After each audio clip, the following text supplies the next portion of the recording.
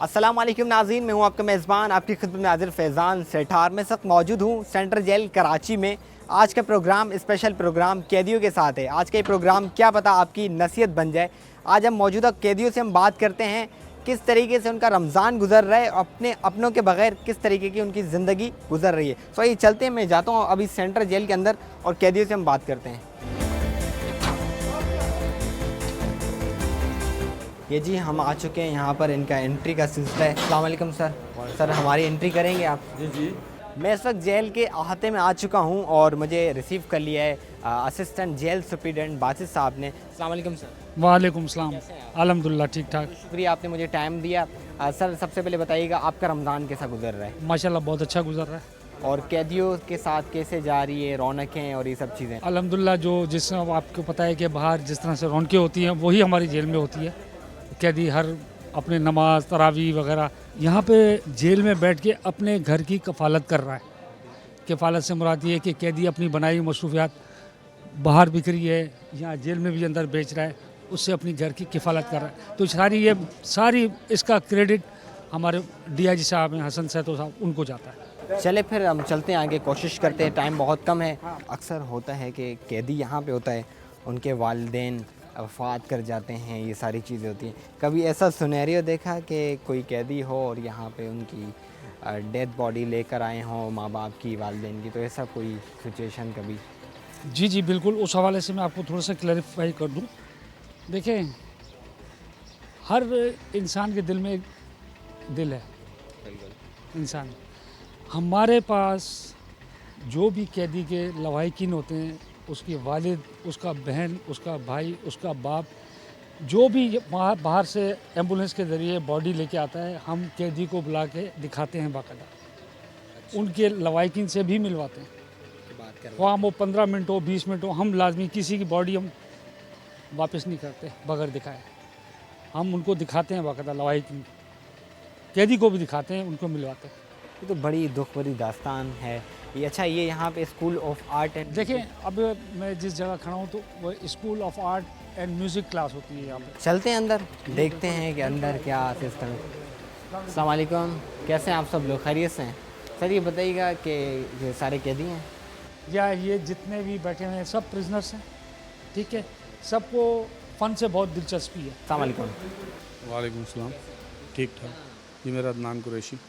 अच्छा कुरैशी साहब, बताइए कितने टाइम से आप यहाँ पर हैं? मुझे 16 साल हो गए। 16 साल हो चुके हैं। कैदियों के साथ गुजारते हैं, नए नए लोग आते हैं, पता नहीं कौन कौन से लोग, कैसा उनके साथ बिहेवियर रहता है वैसे? पहली बात तो कि मैं ख़ुद भी कैदी हूँ, तो सारे मेरे भाई हैं, उनके साथ एक जैसे ही हम लोग। बस ये है कि सभी इंसान हैं, कैदी हैं, भाई हैं हमारे, वो हर अपने फ़न का अलग मालिक है। कोई सूफ़ीज़म पे करता है, कोई रोमांटिक सॉन्ग गाता है, कोई गज़लें गाता है, कोई कुछ करता है। अभी रमज़ान का महीना है तो हम गाना तो नहीं, खाली नाते पढ़ते हैं और कलाम पढ़ते हैं। अच्छा, यहाँ पर आप कैसे आए? मैं दोस्ती में, क्या हुआ ऐसा? बस दोस्तों को घर किराए पे दिया था, तो उन्होंने उसमें लड़का अगवा कर लिया। मैं किराया लेने गया था, मुझे शामिल तफ्तीश करा पुलिस ने, जिन्होंने करा था वो तो छूट गए, मैं अंदर ही। अस्सलाम वालेकुम सर। इस्लाम। सर कैसे हैं आप? अल्हम्दुलिल्लाह। फ़रहान, फरहान साहब, आपकी तालीम कितनी है वैसे? मास्टर्स। तो मैंने आपको देख के जज कर लिया कि आप माशाल्लाह किडिंग से मुझे लग गए, तो बड़ी दुख की बात है, अफसोस है कि हो जाता है ज़िंदगी में, बाज़ लम्हात ऐसे आ जाते हैं कि जब आप अपने बस में नहीं होते तो ऐसा हो जाता है। आप भी टीचर हैं? जी मैं भी टीचर हूँ। कितने टाइम हुआ आपको? मुझे तो तकरीबन 2.25 साल हो गए हैं। क्या मसला हुआ था ऐसे वैसे यहाँ पर आ गए आप? फैमिली मैटर था, प्रॉपर्टी का डिस्प्यूट था, वो बढ़ते बढ़ते झगड़ा बना, झगड़े से फिर वो एक बंदे की डेथ होने के बाद अंडर सेक्शन 302 आ गया, और जबकि जिसने किया वो बाहर घूम रहा है और मैं अंदर बैठा हुआ हूँ। ऑल्दो कि मैं कंप्लेन लिखवाने गया था पुलिस स्टेशन में, लेकिन मुझे अंदाज़ा नहीं था कि उनकी पहले से वहाँ सेटिंग है, सारे मामला तैब थे, उन्होंने मुझे ही बिठा दिया। अच्छा, तो बताइएगा आपके बच्चे कितने वैसे? 3 बेटियाँ हैं मेरी। 3 बेटियाँ।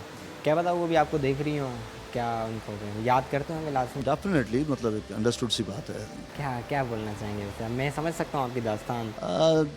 मैसेज सिंपली ये है कि मेरी तीनों बेटियों के लिए कि दिल लगाकर पढ़ाई करें, और ख़ास तौर पर ऐसे लोगों से होशियार रहें जो कि अपनों में से निकल कर सामने आते हैं, अपने होने का प्रिटेंड करते हुए एक्चुअली आपके दुश्मन होते हैं और फिर इस तरह के हालात में आ जाते हैं। लेकिन अपनी बड़ी बेटी के लिए स्पेशली एक मैसेज देना चाहूँगा, क्योंकि उसका अभी MBBS में या BDS में एडमिशन होने वाला था, कि दिल लगाकर पढ़ाई करे और उसको कंप्लीट करे। बहुत बहुत शुक्रिया। अस्सलाम वालेकुम। कैसे हैं आप? क्या नाम है आपका? आसिफ नाम। किस केस में आए हैं यहाँ पर आप? Murder case. मर्डर केस आपने किया था, किसी और ने किया था? उस टाइम पे तो मेरी फैमिली भी इस बात की विटनेस है कि मैं खाना खा रहा था घर वालों के साथ, ये मर्डर हुआ था, तो फिर उसमें मेरे को इन्वॉल्व कर दिया। बस वो तो कुछ मामला ऐसा हो गया था कि बाहर एरिया में, तो बस वो उसमें इन्वॉल्व कर दिया मेरे को किसी चीज़ में। मेरे को 8 साल हो गए। यहाँ पर लोग आपके साथ हैं, सारी चीज़ें कुछ फील करते हैं फैमिली से अलग? देखिए ये फितरी चीज़ है कि फैमिली से अलग तो हर बंदा ही फील करेगा, भले वो 1 दिन रहे, 2 दिन रहे, तीसरे दिन तो उसको लाजमी सी बात है फीलिंग आती है। भले आप कोई ऐसी जगह पे हो जो जन्नत नुमा हो, मगर तमाम फैसिलिटीज़ हो और सब चीज़ हो, मगर फिर भी कैद तो कैद है। क्या समझते हैं जो लोग इस चीज़ को नहीं समझ पाते कि वो कहते हैं कि जुर्म करना बहुत आसान है और आजकल हो भी रहे हैं, कुछ कानून से बचे हुए हैं, कुछ कानून के इकट्ठे में, तो उन्हें क्या समझते हैं, क्या राय अपनी तरफ, क्योंकि आपको बहुत टाइम हुआ है यहाँ पे? सबसे बड़ी मेन चीज़ ये है कि ये इंसान अपने गुस्से पे काबू करे, ठीक है। और दूसरी चीज़ ये है कि जब गुस्से पे काबू होगा तो इंसान क्राइम की तरफ नहीं जाएगा। जो क्रिमिनल्स हैं उनके लिए ये मैसेज है। तो मैं ये समझता हूँ कि गुस्सा सबसे मेन चीज़ है। थोड़े 2 मिनट का गुस्सा इंसान कंट्रोल कर ले तो मैं नहीं समझता कि जेल आने की इसको नौबत पड़ेगी। चलिए जी, बहुत बहुत शुक्रिया। टाइम की कमी है, सो चाहेंगे हम सर के साथ आगे भी जाएं। बहुत बहुत शुक्रिया आप सबका। खुश रहें, सलामत रहें। आगे भी हम जाएंगे। और सर ये माशाल्लाह, ये तो बिल्कुल आपने कोई बढ़ाए के यहाँ पे सिस्टम बना के रखा है। अच्छा सर, ये बताइएगा कि यहाँ पे इनकी आर्ट वगैरह सारी चीज़ें बनी हुई हैं? यहाँ ये देखें कैदियों के हाथ की बनाई हुई है सारी। इसमें हमारा मोहम्मद एजाज़ है पेंटर, और उसकी हाथ की ज़्यादातर बनाई हुई है। अभी आपको बताया कि लास्ट जो है पाकिस्तान आर्ट काउंसिल में हमारा एक प्रोग्राम हुआ था, जिसमें इन कैदियों की सब फ़न मुसव्वरी वगैरह सब हमने सजा के रखी है, जो कि काफ़ी हद तक उसकी पजीराई हुई, रुनुमाई हुई और काफ़ी हद तक हमारी सेल हुई। उसमें से स्पेशली ये है जो हमारा मोहम्मद एजाज़ है, 13.5 लाख रुपए की उसकी सेल हुई, ठीक है ना। मैंने वो शुरू में आपको कहा था ना कि कैदी जेल में बैठ के घर की किफ़ालत कर रहा है, तो वो मेरी वाली बात यहाँ आ रही है और मैं वो दोहराऊँगा। 13.5 लाख की इसकी सेल हुई माशाल्लाह। उसके बाद उन 13.5 लाख में इसने अपनी माँ बाप को उम्रा करवाया जेल में बैठ के, अपनी दोनों बहनों की शादी की। मैं उसकी आपसे मुलाकात भी करवाऊँगा, क्योंकि ये सारे फ़न पारे उसके हाथ के बनाए हुए। सर ये तो बहुत बड़ा इकदाम आपने कर दिया है कि यहाँ से कैदी बैठ के अपने घर को भी चला। जी, घर की किफ़ालत कर रहे हैं जेल में बैठ के। मतलब कि उन्हें आप ये सिखा रहे हैं कि जुर्म से बचें और यहाँ से कुछ सीख के बाहर जाएंगे और फिर बाहर जाके जुर्म नहीं करेंगे। बिल्कुल। मैं नहीं समझता हूँ कि ऐसा कैदी शायद कुछ बाहर जाके जुर्म करे। सही कह रहे हैं बिल्कुल सर। यहाँ पे टीचर्स भी हैं, कुछ हम उनसे बात भी करते हमारे हैं। ये मोहम्मद एजाज़ हैं। अच्छा सर, अस्सलाम वालेकुम, कैसे हैं आप? खैरियत से? क्या नाम है सर? मोहम्मद एजाज साहब। सर कितने टाइम से आप? मेरे को 12वां साल लगा। आप भी कैदी हैं? तो किस केस में आए थे, क्या हुआ? मैं 365 के केस में आया था। जो मेरे पर इल्ज़ाम है वो 2.5 लाख रुपए का इल्ज़ाम है केस का। वो 25 साल की सज़ा। 25 साल की सज़ा। तो ये क्या आप पहले से आप सीखे हुए थे? नहीं, मैं 2013 के अंदर जेल आया था, तो 2014 के अंदर फिर हमने ये फाइन आर्ट में ज्वाइन करा। तो यहाँ पर म्यूज़िक भी था, मेरा आईडी क्लास भी थी, पेंटिंग भी। तो मेरा टाइम ज़ाया करने से बेहतर है कि कुछ ना कुछ सीखा जाए यहाँ पर अपना। तो फिर मेरे को शौक भी था, तो मैंने मेरा आईडी भी सीखी है, पेंटिंग भी सीखी है। और फिर 2017 के अंदर जब हमारे डीआईजी मोहम्मद हसन सेदो साहब यहाँ पर आए, तो फिर फ़ाइन आर्ट तो और इंशाल्लाह इन्होंने सपोर्ट करी फ़ाइन आर्ट को, क्यों आर्ट से मोहब्बत करने वाले हैं हमारे जितने भी अफसरान हैं। तो फिर अल्हम्दुलिल्लाह इन्होंने हमें सपोर्ट करी। तो आज इंशाल्लाह हमारा फ़ाइन आर्ट पाकिस्तान के अंदर जेलों के अंदर नंबर 1 पे है कि इंशाल्लाह यहाँ पर तालीम भी दी जाती है, यहाँ पर हुनर भी दिया जाता है, ताकि बाहर बंदर जाए तो एक पाकिस्तानी शेरी बन के बाहर निकले यहाँ से। चलिए जी, हम चाहेंगे कि आप यहाँ से कुछ ना कुछ सीख के आगे जाएं। और मैं यही चाहूँगा कि जो नौजवानी प्रोग्राम देख रहे हैं उनके लिए बड़ा एक सबक है। और यहाँ पे कैदियों को मेरे ख्याल में जितना आप डिस्टेंस देख रहे हैं सर वाजिद साहब के और कैदी में, फ़र्क मुझे नहीं लग रहा है बिल्कुल। तो ये यहाँ का ऐसा माहौल बना दिया है और सब चीज़ें। तो जो जुर्म कर रहे हैं एक मरतबा ज़रूर सोचें कि यहाँ पर आ रहे हैं, एनवायरनमेंट तो अच्छा है, ये ना देखिएगा कि यहाँ का एनवायरनमेंट अच्छा है तो हम जुर्म करके आ जाएँ। फिर भी एक मरतबा ज़रूर ख्याल कीजिएगा कि ज़िंदगी जेल की तो जेल की होती है। मज़ीद सर आगे भी चलते हैं, देखते हैं वहाँ पे क्या। बहुत बहुत शुक्रिया आप सबका। अच्छा बासित साहब, अब बताइएगा अब हम किस तरफ जा रहे हैं? अब हम आपको मोती क्लास में लेके जा रहे हैं, जहाँ पे आपको कपड़े पर पेंटिंग वगैरह, सितारों मोतियों का काम मुख्तलिफ कैदी कर रहे हैं। जी जी जी, वो आप हम दिखाने लेके जा रहे हैं। ये सारे कैदी बेचारे सुबह से शाम तक मेहनत करते हैं और इसके बिकने के ऊपर फिर इनको मेहनत का मुआवजा दिया जाता है, जो इनका अपना मेहनत होती है। अच्छा ये सेल आप लोग करते हैं, आप लोग बाहर भिजवाते हैं? जी बिल्कुल। ये जी देख सकते हैं कि यहाँ पे बिल्कुल एक अनोखे तरीके से काम किया जा रहा है। कैदी यहाँ पर मौजूद हैं, सारी चीज़ें इस साइड पे देखें। जी सर। मोती के पर्स वगैरह बनाए जाते हैं, जैसे ये सामने बैठ के, जी ये सामने बैठ के बनाए जा रहे हैं। ये सब आप देखें सामने। अच्छा बाज़ारों में तो ऐसे नहीं मिलते, वो बिल्कुल अनऑफिशियल तरीके से, और ये एक मजबूत है वैसा है। चीज़ों से पूरा ये हैंड बैग है, मशीनी कोई काम नहीं है इसमें, पूरा एक एक दाना यहाँ से बना उठाओ। ये जी देख सकते हैं कि यहाँ पे बड़ा एक एनवायरनमेंट है और सारी चीज़ें यहाँ पे खुद ही कैदी बना रहे हैं, तो सब चीज़ें। सर बताइएगा ये आप इनको ऊपर लीड कर रहे हैं? जी हाँ, मैं मतलब इनका टीचर हूँ यहाँ पर, इनको मैं सिखाता भी हूँ काम यहाँ पर। और यहाँ पर आप किसी भी कैदी से आप कोई भी सवाल कर सकते हैं, पूछ सकते हैं कि अपनी मेहनत करते हैं और ये कुछ पैसे कमाते हैं। महीने के कुछ नहीं 30,000 25,000 रुपये कमाते हैं, जिसमें से 10-5,000 रुपये अपने पास भी रखते हैं और 20-15,000 रुपये अपने घर पे बेचते हैं हर महीने।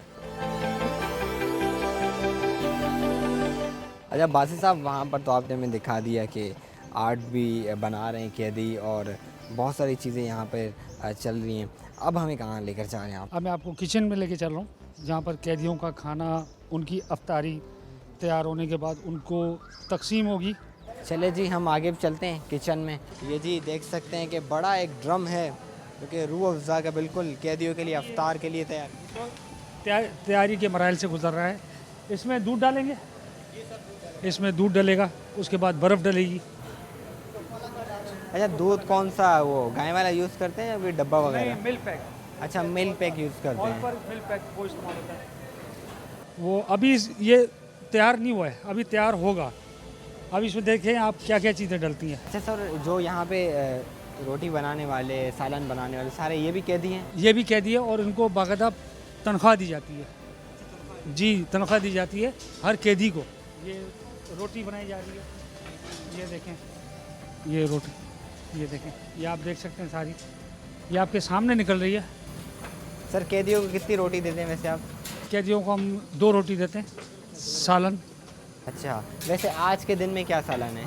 आज के दिन में मैं आपको दिखाता हूँ, ये हमारा वीकली मेन्यू बना हुआ है। पहले जो है ये देखें, ये वीकली हमारा मेन्यू बना हुआ है। डबल रोटी अंडा घोटाला जी और दोपहर में चिकन आलू जी, कीमा रोटी। ये अभी मैं आपको दिखाऊंगा जो हमारे पास बन रहा है। आप सामने देखें भाई, ये दिखाएं ज़रा, ये देखें जो आपने वहाँ पे देखा चिकन लोबिया है, चिकन लोबिया जो बन रहा है वो यही है। वो बाहर जो कहते हैं ना कि पानी होता है, डीजल होती है, मैं उनको बुलाता हूँ आपके मीडिया के तवज्जुह से, वो आएँ और चेक करें। हाँ वैसे कहते हैं सर वहाँ पानी वगैरह होता है, चाय नहीं होती है बिल्कुल। नहीं, वो जो कहते हैं ना बाहर के जेल में डीजल मिलता है क्या, मैं उनको मीडिया के तवज्जुह से पैगाम देता हूँ, वो जेल में आए और देखें ये क्या है, ये देखें। ये भी मिल्क पैक की बनी हुई है? बिल्कुल बिल्कुल, आपके सामने मैंने दिखाया है सारा। चाहेंगे एक दो कैदी से भी हम बात करें? हाँ, बिल्कुल उनसे पूछें। अस्सलाम वालेकुम सर, क्या नाम है आपका? इशफाक अहमद। कितने टाइम से यहाँ पे? 13 साल हो गए हैं। 13 साल हो गए। तो बताना चाहेंगे किस केस में आए थे वैसे? मेरे पर अगवा बरा रवान डाले हैं। अच्छा कहाँ से ताल्लुक़ है वैसे आपका? मैं अटक का रहने वाला हूँ। तक का। तो यहाँ पे कैसी इन्वायरमेंट है? गर्मी में खड़े हैं बहुत ज़्यादा, तो ये कितने बंदों का आप हर रोज़ डेली बेस पे चाय सिर्फ तैयार करते हैं, खाना तैयार करते हैं? चाय भी तैयार करते हैं, खाना भी तैयार करते हैं। इस टाइम पे हम चाय तैयार करते हैं, कोई टाइम उससे पहले जो है सालन तैयार करते हैं। सालन वाले उस्ताद वो खड़े हुए हैं, हम चाय वाले हैं, इधर चाय बनाते हैं। अब ये देखें, ये शरबत हमारा प्रिपेयर हो रहा है, ये इसमें डाल दिया। अब इसमें मज़ीद और चीज़ें डलेंगी और ये फिर जी बिल्कुल डलेगा, फिर ये कैदियों को सर्व होगा। मैं 3 से 2 में मर्डर की केस में। आपने किया था ना? क्या नहीं इल्ज़ाम है, सब कह रहे हैं इल्ज़ाम है सर, ये क्या वाकई में कोई होता है कि कुछ लोग? दुश्मनी भी होती है काफ़ी, कुछ नाकर्दा जुर्म की सज़ा भी मिलती है। कुछ कैदी हैं करके आते हैं, कुछ नहीं, कुछ दोस्ती यारी में फंस जाते हैं, ये करके कोई दूसरा भाग गया और सज़ा इनको मिल रही। ऐसे भी हैं बहुत कुछ। मुझे 37.5 साल से था। 37.5 साल। साल जी तो इनकी तो उम्र सर गुजर जाएगी यही पे पूरी, इनकी तो उम्र ही गुजर जाएगी ना पूरी। बस क्या कर अपील लगी हुई है इनकी हाई कोर्ट में। अल्लाह पाक ने चाहा तो रमज़ान के सदक़े में इंशाल्लाह इनको अल्लाह पाक मेहरबानी करेगा। जैसा कि हमने यहाँ मौजूद हम कैदियों से सर बात की, आप साथ थे, आपने साथ दिया, बात करवाई, सब चीज़ें। बहुत कैदी मिले, एक कैदी मिला जिसने बताया कि मास्टर्स मेरा हुआ है। तो बहुत सारी चीज़ें यहाँ सीखने को मिली, देखने को मिली। जो लोग ये प्रोग्राम देख रहे हैं कि इस चीज़ को मजाक समझते हैं कि हम जुर्म तो कर लेंगे, कानून के इकट्ठे में नहीं आएंगे, उनको वैसे आप क्या एक पैगाम देना चाहेंगे?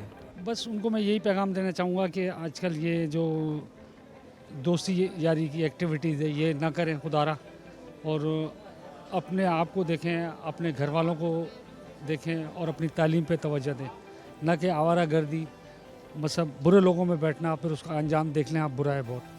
मैं सबको यही तनकीद दूंगा आपके मीडिया के थ्रू कि अपने आप को देखें, अपनी तालीम को, अपने बीवी को, अपने बच्चों को देखें, अपने घर को देखें, ना कि और किसी बुरी सोबत में ना बैठें, वरना सोबत का अंजाम फिर आपका जेल ही होगा। देखें कैदियों को रिलीफ तो माफ़ी की सूरत में मिलता है जो पक्के कैदी हैं। अभी हमारे मोहतरम काजी नज़ीर अहमद साहब हैं, IG प्रिजन्स, उन्होंने 3 महीने की माफ़ी दी। उसके बाद प्रेसिडेंट ऑफ पाकिस्तान ने 3 महीने की माफ़ी दी। अब इनमें ये माफ़ी कंडीशनली है, इनमें ऐसे जुराइम वाले हैं जिनको नहीं लगेगी और जिनको लगेगी उनको ये माफ़ी लगेगी, जिससे कुछ तो कैदी इसमें से रिलीज़ हो जाएंगे, कुछ मुस्तफ़ीज़ होंगे, कुछ बेनिफिटेड होंगे आगे के लिए, किसी की सज़ा में कमी है। चलिए, बहुत बहुत शुक्रिया सर बासित साहब, आपने मुझे टाइम दिया, आपके साथ बहुत मिलकर अच्छा लगा। और यहाँ पे मुझे देखने में फ़र्स्ट टाइम इस जेल के अंदर आया और इनको मैंने देखा और अच्छा लगा। बहरहाल यहाँ पे एनवायरनमेंट मुझे बहुत ज़्यादा अच्छा लगा कि यहाँ पे जैसे आपने काम किए। इंशाल्लाह हम मिलेंगे आपके साथ दोबारा एक मरतबा। बहुत बहुत शुक्रिया आपका। नाज़रीन, जैसा कि आपने देखा कि यहाँ आज हमने प्रोग्राम किया जेल के अंदर और इन कैदियों से हमने मुलाकात की और उनसे बातचीत की और उनका रहन सहन देखा, बहुत सारी चीज़ें, ये एनवायरनमेंट है। तो उम्मीद करते हैं क्या पता ये प्रोग्राम आपकी एक नसीहत बन जाए। तो इसी प्रोग्राम के साथ मुझे दीजिए इजाज़त, मिलते हैं एक नए प्रोग्राम में, तब तक के लिए अल्लाह निगहबान।